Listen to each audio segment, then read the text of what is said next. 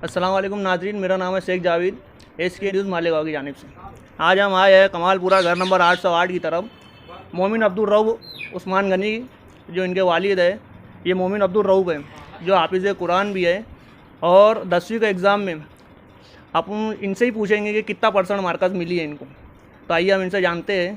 पहले तो अपन उनके वालिद साहब से पूछते हैं कि यार उन्होंने उनकी पढ़ाई में अस्सलाम वालेकुम। आपका नाम? उस्मान गनी मोहम्मद याकूब। तो आपने अपने बच्चे की परवरिश कैसे की? घर पर बहुत इन्हें सख्ती से और देख रेख और इन्हें बच्चा किधर आ रहा है किधर जा रहा है उसमें मेन दादी दादा का भी बहुत है।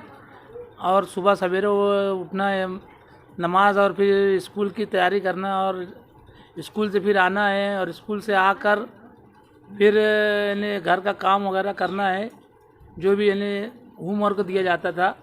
उसके बाद फिर ज़ोहर की नमाज़ के लिए फिर ज़ोहर की नमाज़ पढ़ खाना खाते हैं, फिर मदरसे के लिए जाते हैं। तो मदरसे में कहाँ तक का पढ़ाई बच्चे? मदरसे में पूरा हाफिज़ कुरान हो चुका है। दस्तारबंदी हुई है? नहीं, अभी लॉकडाउन की वजह से दस्तारबंदी नहीं हो पाई है, अब आने वाले साल में हो जाएंगी। तो आपका नाम? हाफिज़ मोमिन अब्दुल रऊफ़ उस्मान गनी। तो हाफिज़ कुरान आप हो चुके हैं, आपके वालिद का कहना है। तो आप 10वीं में अभी कितनी मार्कस मिली आपको? 76% आए। तो आगे आपका क्या इरादा है, कितना पढ़ना है? 12वीं तक का पढ़ के छोड़ना है या आगे जाना है? नहीं, आगे जाना है, अभी MBBS करना चाहता हूँ। और हाफिज़ कुरान भी हाँ, आलिम भी बनना चाहता हूँ।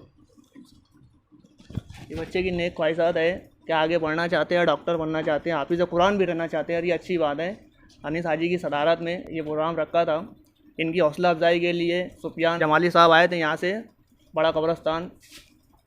उनकी तरफ से उनके इनाम भी दिया गया, हौसला अफजाई भी की गई और आगे ऐसे ही बच्चे लोगों की हौसला अफजाई किए जाए क्योंकि उनको अंदर हौसला आएगा और उनके माँ बाप के अंदर भी हौसला आएगा और उनको देख के शायद दूसरे बच्चों को भी हौसला आएगा। मैं हूँ शेख जावेद। अस्सलाम वालेकुम।